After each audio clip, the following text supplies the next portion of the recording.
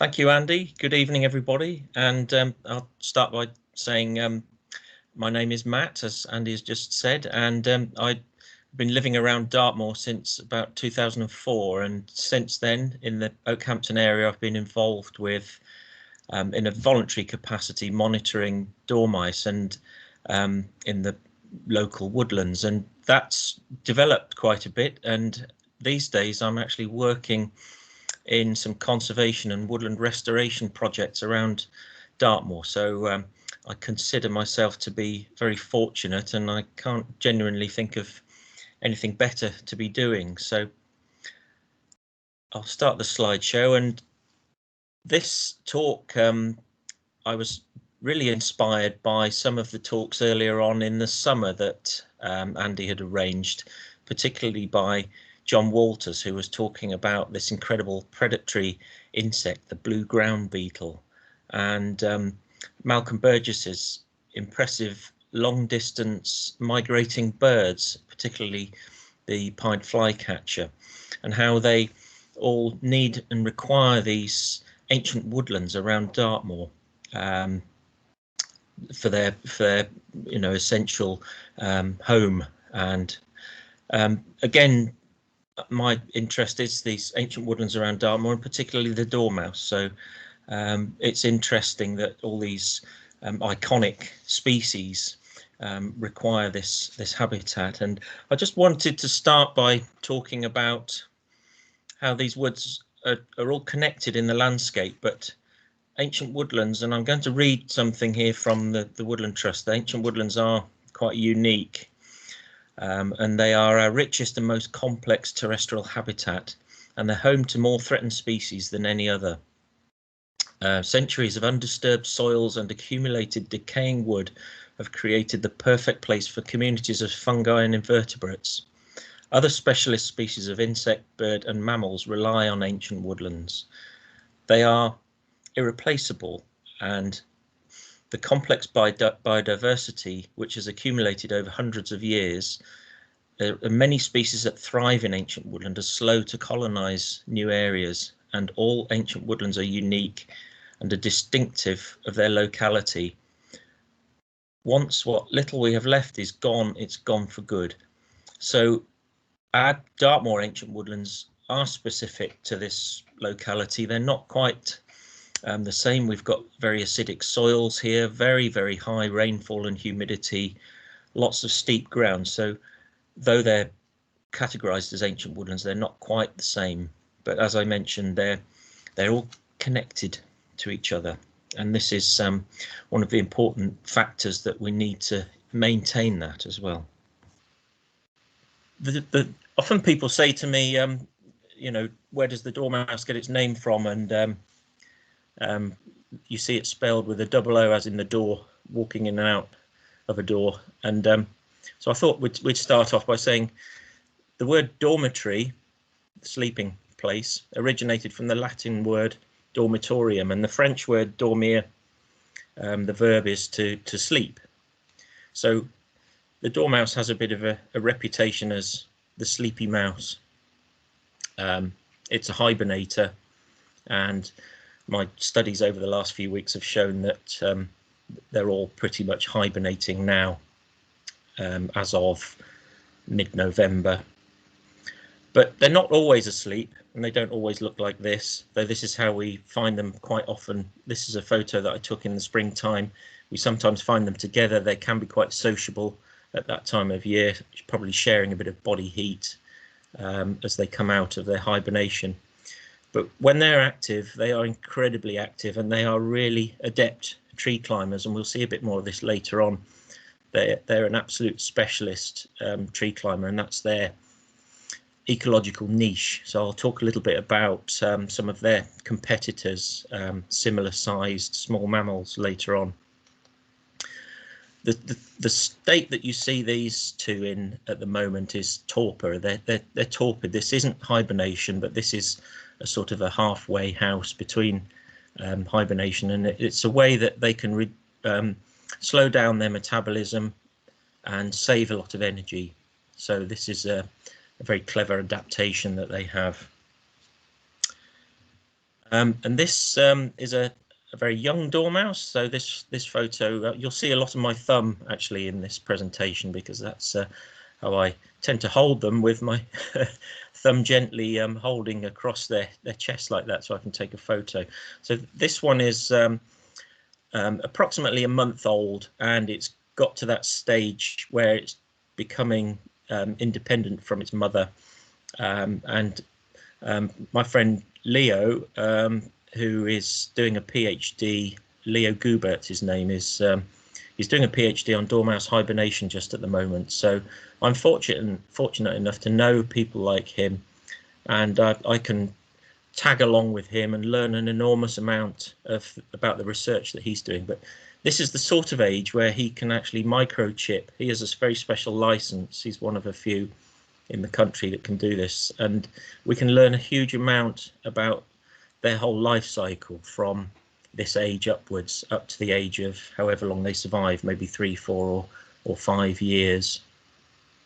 So a bit more about their basic ecology then. So they're quite opportunistic in terms of feeding. They as they've emerged from hibernation, they're looking for whatever's available at that time. So they may find spring blossom, they may find buds on trees, there may be a few small invertebrates around, so they're quite omnivorous.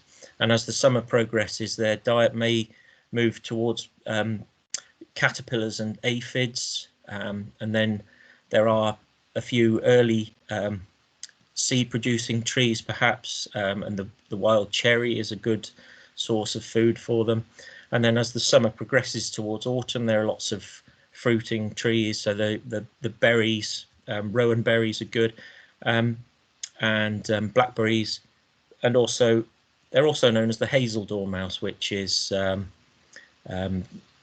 one of their favourite foods at that time of year. I was interested to see on Autumn Watch recently as well, as the winter approaches, they were looking underneath the leaves of oak trees, and there are these little circular galls, the little spangle galls, that are obviously some good nutrition later on in the year. And so main threats to dormice, they're a protected species because of their low numbers in the UK.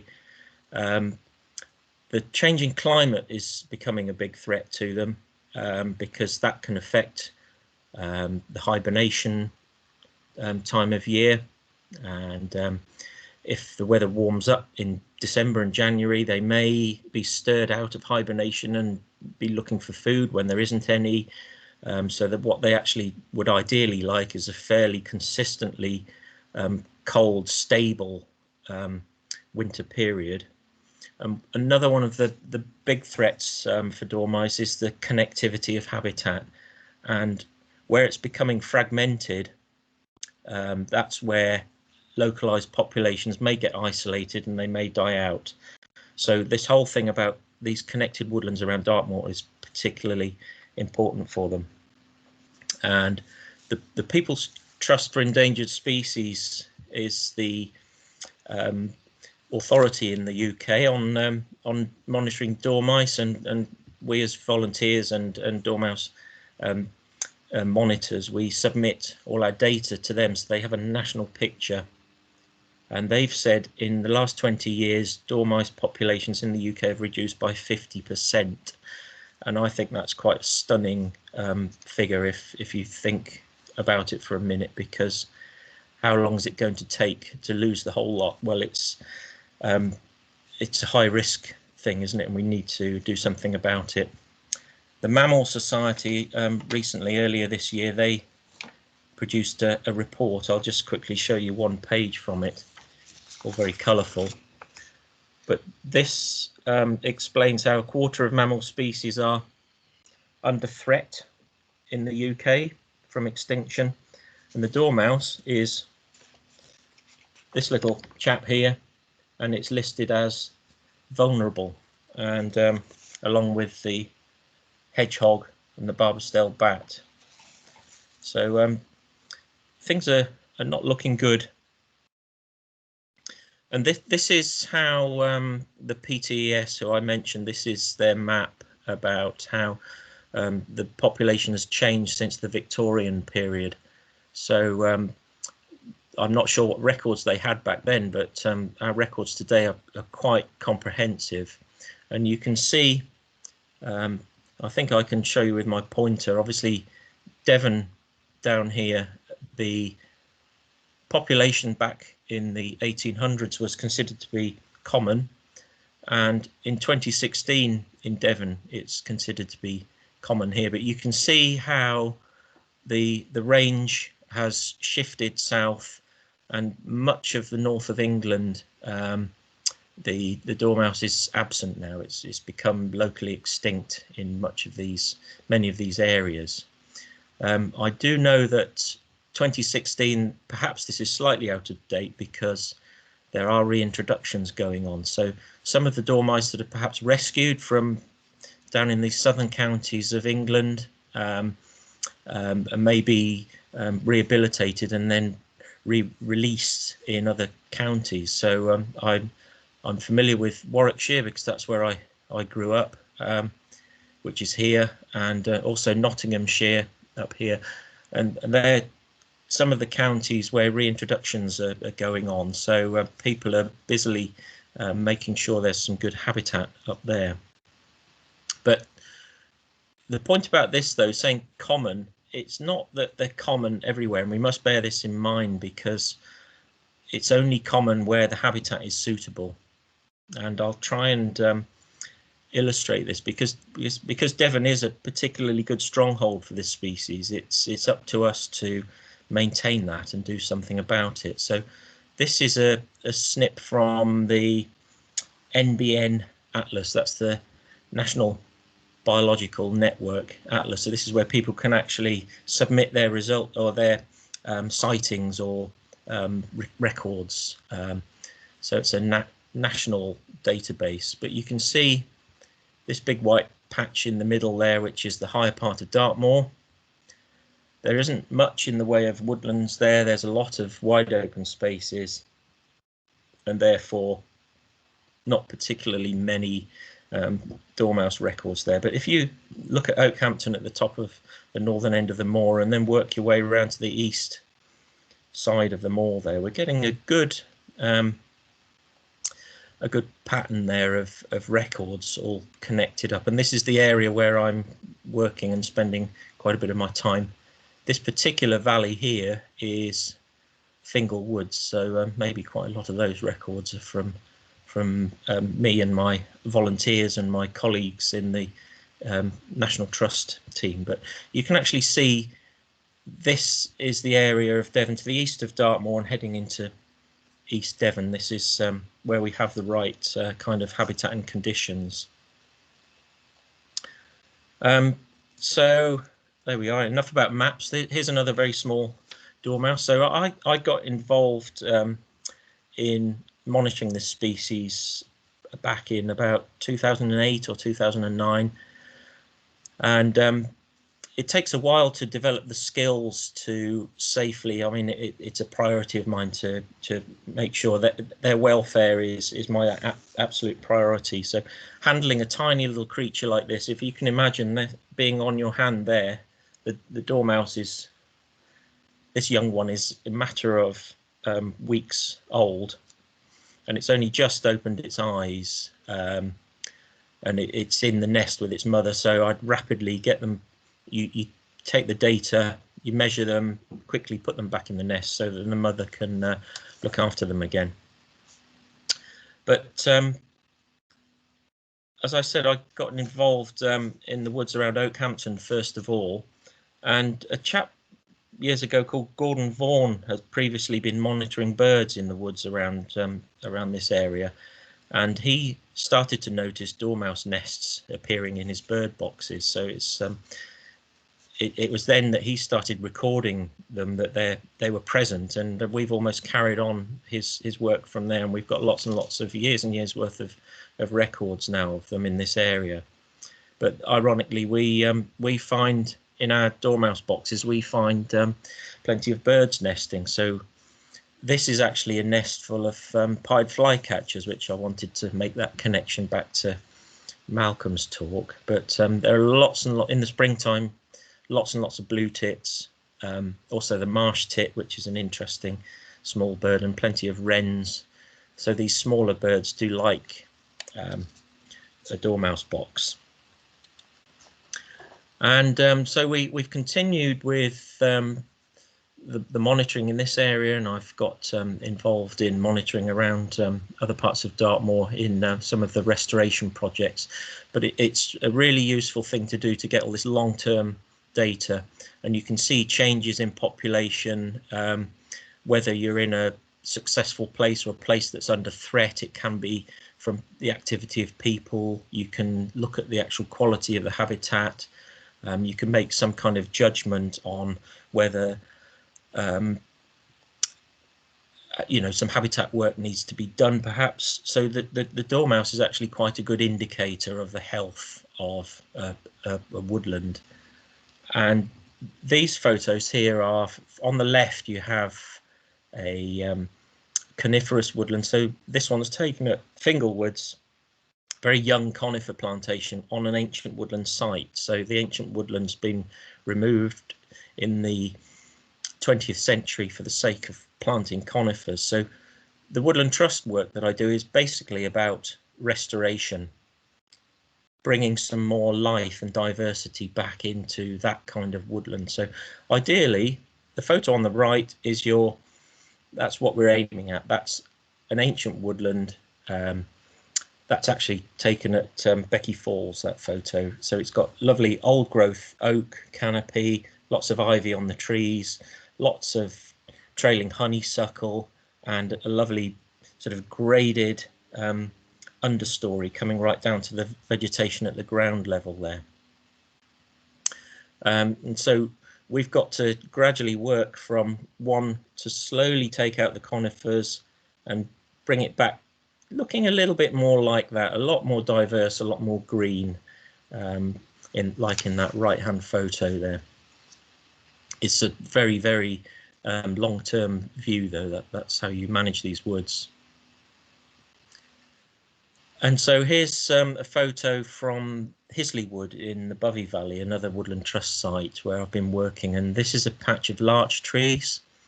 You can see one has just been cut there, and it's just about to crash to the ground.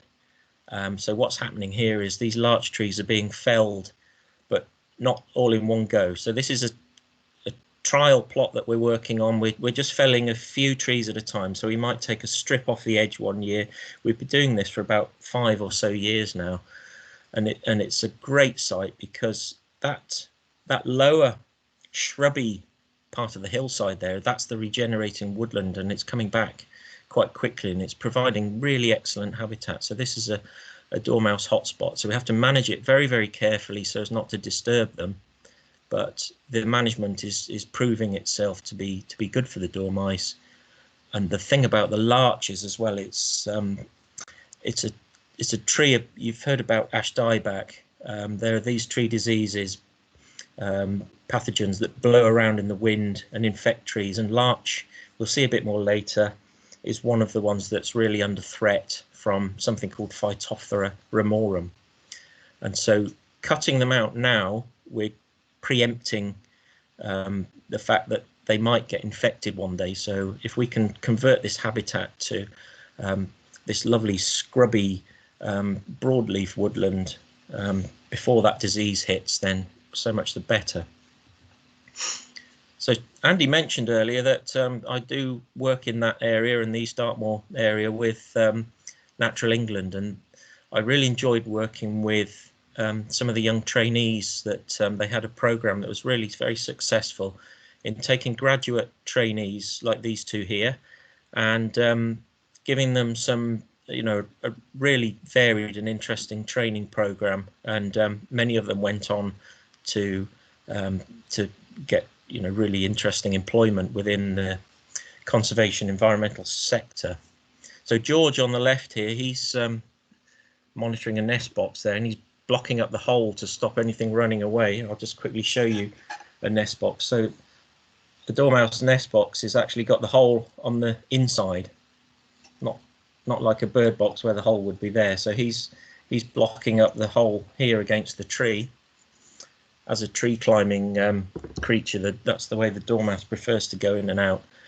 And then you open up the box, put the whole lot into a big plastic sack, and Catherine on the right there is demonstrating with some very careful handling. You put the dormouse in a bag, you can weigh it, you can sex it, you can look at its breeding condition, you can judge whether it's adult, juvenile, all these sort of things. And all this information then goes off to the national monitoring network, so giving us a full picture of how the dormice are doing across the country. And connecting up with John Walter's talk that I really enjoyed in the summer, this is what he was talking about, this incredible predatory insect that can literally suck the life out of a large slug.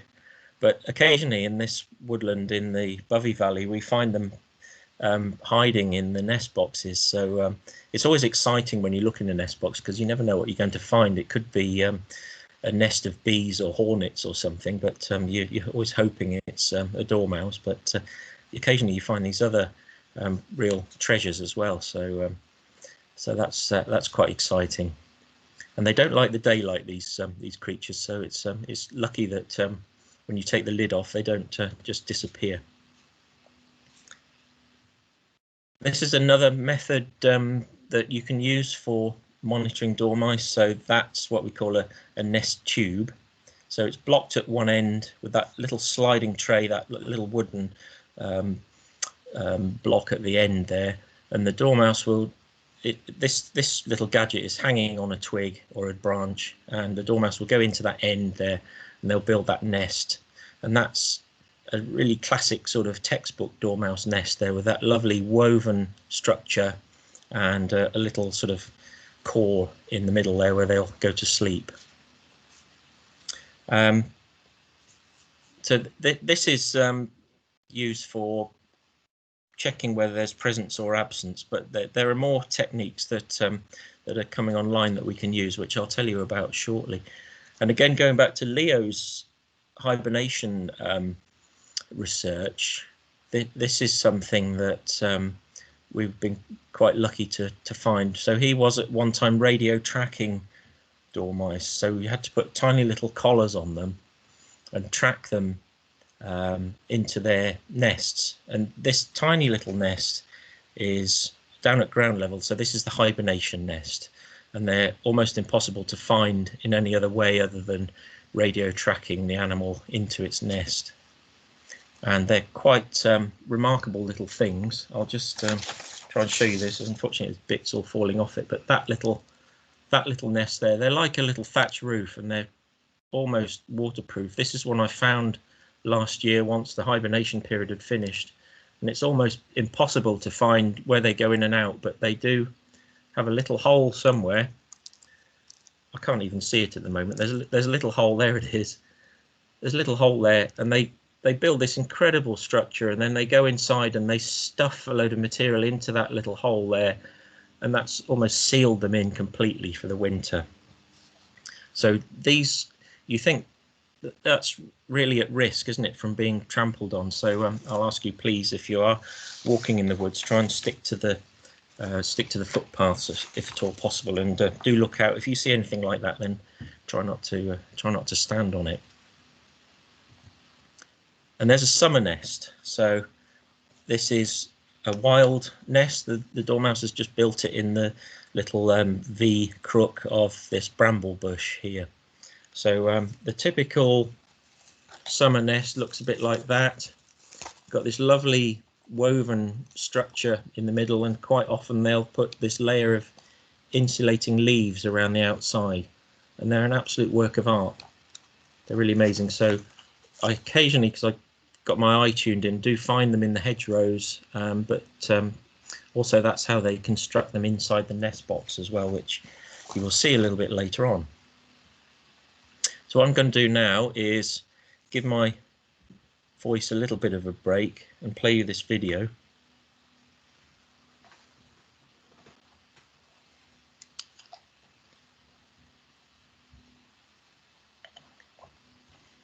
I will talk over it slightly because during the main lockdown in the summer, I was doing a little bit of work when I could, when the work was available, but I decided it was an opportunity, let's learn some new skills. So I splashed out and bought a little video camera, and these are my first early efforts in editing some short wildlife videos. So this one's about untidy looking habitats and how they are vitally important for small mammals, invertebrates, the birds. I think you can probably hear, if you're good at bird ID from the sound, there are blackcaps and wrens and all sorts of things in there. So this is a place in Fingal Woods. It was a really hot day. The flies all buzzing around me. It was really, really hot. And I spotted this nest.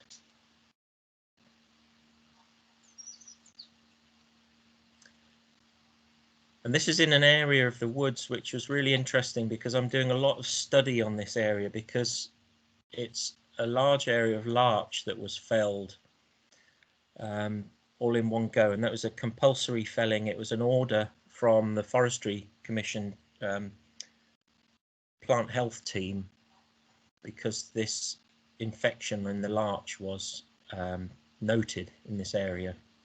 And so what we're doing is really keeping a close eye on the dormice in this area and watching them as the habitat redevelops, as the habitat sort of re-establishes itself. But this is a fascinating little nest. It's a mixture of, you can see it's standing there in bracken, and there's a bit of bramble tangled in there. And from this side you can see there's a branch of hazel. So it's all supported by these various shrubs and plants there. The dormouse has found a really good place there to build its nest. I think I've given you the answer to that question, who built this nest? But they are a little work of art. They're quite incredible.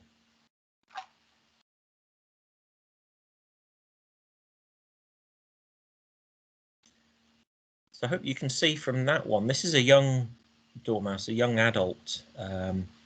And you can see its fur is quite grey. It hasn't quite reached that stage where it will go through another molt and it will develop this beautiful sort of orangey, gingery fur. But it's got a nice white tip on the tail, which is quite unusual.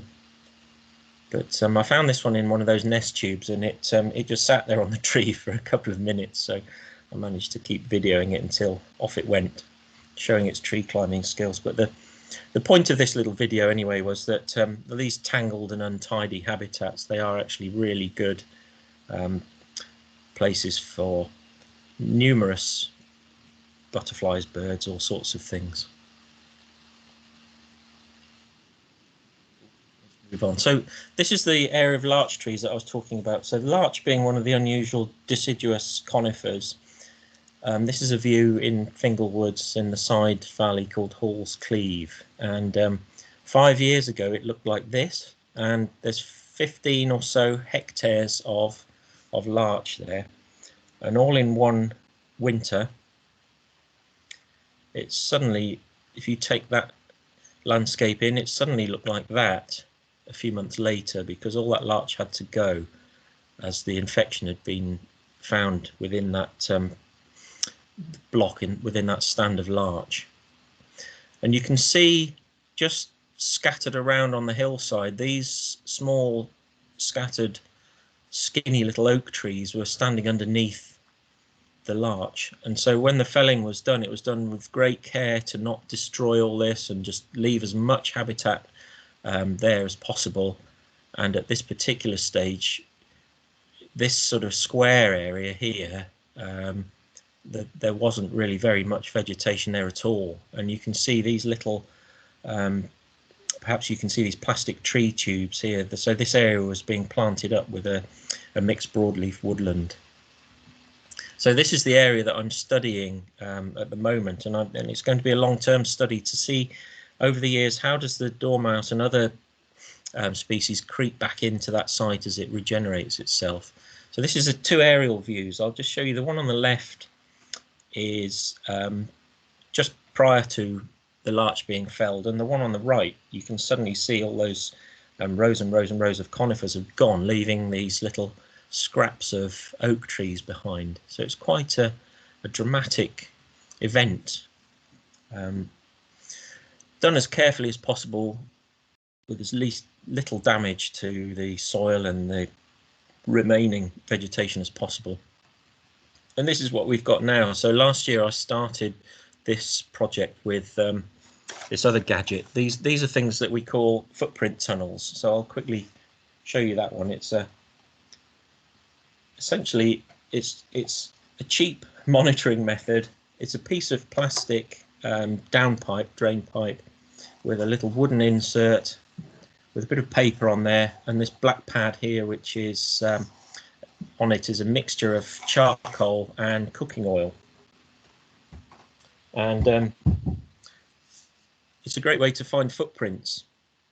So perhaps if I hold that still just about there, you may be able to see a little series of footprints there. So the dormice come into these plastic tubes and they wander across that charcoaly, oily mixture and leave some footprints behind. And we can pick out from all the other smudges and bird prints and all sorts of things whether there are dormice present. So we've got 150 of these tunnels all across that side of the valley, and you'll look at the two pictures and you'll say, but there's no trees there. Dormouse is a woodland species, but in fact this regenerating scrub that you can see is a very, very good habitat for them, because there's so much in there. There's so much food and there's fantastic opportunities for shelter in there. So we are getting some really, really good results from this at the moment, and we're seeing other than that big blank area in the middle, they're beginning to move across the landscape. And so in a few years' time, as that habitat in that open area regenerates itself, we're hoping to see that the whole thing will reconnect itself. So here we are. Here's some footprints. So if you can see just next to the pound coin there, I'm just putting a circle around, you'll see these tiny little triangular marks, and this is distinctive of Dormouse. So look for the little row of triangles, and in front of that, 3 little toe prints there in a row, and then out to the side, another little sort of fingerprint there. So that's your distinctive Dormouse. Compared down here at the bottom, this strip at the bottom, that's a woodmouse print. So you've got this very, very distinctive pattern that gives you a clue as to, or conclusive evidence really, if the dormice are in that particular area. So here we are. This one posed very kindly for us, and in my grubby hand there with the thumb making a return. But this one, you can see just how those pads on the underside of the foot there, they're basically an adaptation of these soft bits of your palm there, and that's what gives this incredible grip. They're almost like silicone rubber. They're really, really sticky little pads, and same for their toes as well. So you can see that pattern of three toes together, and then the outlying thumb and finger, giving that very distinctive footprint pattern. And just to demonstrate just how sticky their pads are, this one on the left is in fact torpid, and it just always makes me laugh that even when they're torpid, they have this instinct to hold on to everything. They're not going to fall off wherever they are, even when they're in this sort of deep sleepy state. So they're almost stuck like glue. And this little younger one on the right there is this photo was taken in October last year, so this was a very late litter, and it's too small to hibernate at that point, so it had a matter of weeks before the weather really got cold. And previously we used to worry a little bit when we found them late in the season like that, but we're worrying less and less now, because with all this research going on, and particularly learning from people like Leo, when you can track one individual and you know for certain that that's the same one, you can see how much weight they can put on in a matter of weeks. So they may go from 15 grams and they may almost put on 50% of their weight in a little over a week, so they can be up at 22 grams in no time at all. And then approaching 30 grams. So within 2 to 3 weeks, they can almost double their body weight. It's really quite incredible to see them do that. And here we are, talking of competitors then. So this is the wood mouse, a much darker fur with the white belly, pointed sort of nose and these huge ears. And we hold them like that by the scruff of their neck because you can be very gentle with a dormouse, but you've got to be quite firm with these, otherwise their teeth, you feel them, are quite sharp and draw blood in a matter of no time at all. But I'll play the video and just have a look at the pattern of pads on their feet. And we'll look at the tail as well. So you can see the big foot there, a different shaped foot with little round dots on it. So they're not a tree climbing specialist, and the tail is not furry like a dormouse. But when you watch this, they are a sprinter. They are super fast across the ground. So the wood mouse is it is able to climb trees, but it's nowhere near as good as the dormouse. So it's a sort of somewhere in the middle between the dormouse and this next one, which is the bank vole. So here's me with my new video camera again, trying out filming small mammals, and which can be tricky at times. Obviously with wildlife, it doesn't quite do what you want it to do all the time. But so this one is a bank vole. Have a look at this little bit of video here. So the bank vole is a slightly broader face, a shorter nose, and its ears are tucked down into the fur. And hopefully this one's going to show you its slightly shorter tail. The tail's only about half the length of the actual body. So you catch a quick glimpse as it moves away.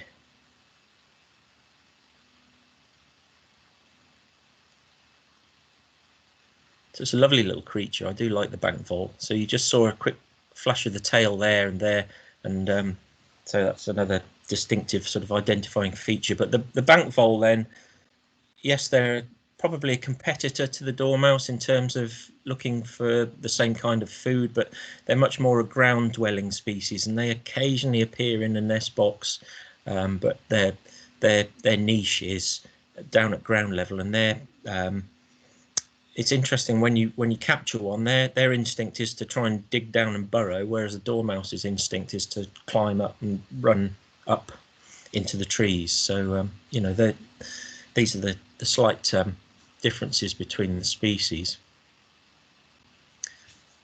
I'll just move on to not that one, this one. So what I wanted to say, I mean, I'll start to wrap up now. This is a torpid dormouse found in the springtime. You can see those lovely green shoots there, the early leaves appearing in the bluebell woods just up the road from my house in Oakhampton. And what I'd say, if you want to help and get involved with looking after habitats for dormice, I would suggest, if you do have piles of leaves in your garden, don't necessarily get rid of them all, but maybe sweep them into a pile and leave them there, or push them into under a hedge or somewhere. Obviously, if you don't want them on your lawn, you can just maybe brush them to the edge, but they are such important habitat for overwintering of many different species, not just this one. And also, if you want to get out and about, if you take down this website, it's called hedgerowsurvey.ptes.org. Or you can search for the Great British Hedgerow Survey. And this is a current ongoing project across the country where you can actually, it gives you a really good assessment criteria. You can go out and judge the quality of your hedgerow, but I would get permission first before doing it, before wandering around your local fields and that kind of thing. But yeah, you can put some valuable research in there, some citizen science, as they say. I just wanted to point out this one. If you can see my pointer there, have a look at this one's ear, and you see a little nick taken out of its ear there. And this is one of the lovely things about monitoring dormice, is that you can always get to know whether you're microchipping them or not. You can get to know one by individual. So the one you saw earlier with the white tip on the tail, these are identifying features. So that little bite out of its ear is probably enough. If you catch up with that one maybe 3 or 4 times during a summer, you actually get to know them in person. So one more thing then. So one thing we've been doing recently at Fingalwoods is, again, we try and use technology where we can to learn what we can about the species, and we've set up a number of CCTV cameras. It's a slightly experimental kit that we've made between a couple of volunteers and a couple of my colleagues, and we've been using this throughout the summer. So I'll just try and get this one to play in combination with a standard trail camera. So outside we've got this trail camera. See the dormouse. This is how good they are at climbing. This is a young dormouse, and it was born in the early summer in Fingalwoods, and this video was taken in September. And this young dormouse is looking for somewhere to move in. Incredible tree climbers though. That agility is just never ceases to amaze me. So it's peering into the box, and then off it goes in a second, having checked out this place, and it'll wander off down there. And then as it comes back, just have a quick look to see there, it's got something in its mouth. So that little white box on the top there, that's our CCTV camera. So we'll go inside and you'll see the sort of view you get inside, and it's brought in a leaf there, and it's unfurling this leaf, which is lovely to watch, but it's the sort of behavior that I'd never really seen before we started doing this CCTV filming. And this is an immature dormouse. It's a juvenile, but it's instinctively building this nest. Nobody's shown it how to do that. So there it is, unfolding another leaf. And it was just lovely to watch how this innate skill is used. And so a few days later, a lot of the nest had been built, but the dormouse is now bringing in that lining material, those long strands of grass or stripped honeysuckle bark quite commonly, and building the center, the core of this nest. And it took about 3 days for this young dormouse to make a really good job of this nest. So there it was, having built the nest, making a few minor adjustments. So it picked up a leaf here, a quick fold here and a fold there, and took the leaf down and decided to place it carefully lower down in the nest somewhere. So we've got hours and hours and hours of footage of all this going on through the summer, and it's just really interesting, all the sort of things that we can learn about the way they behave, things that we wouldn't normally see.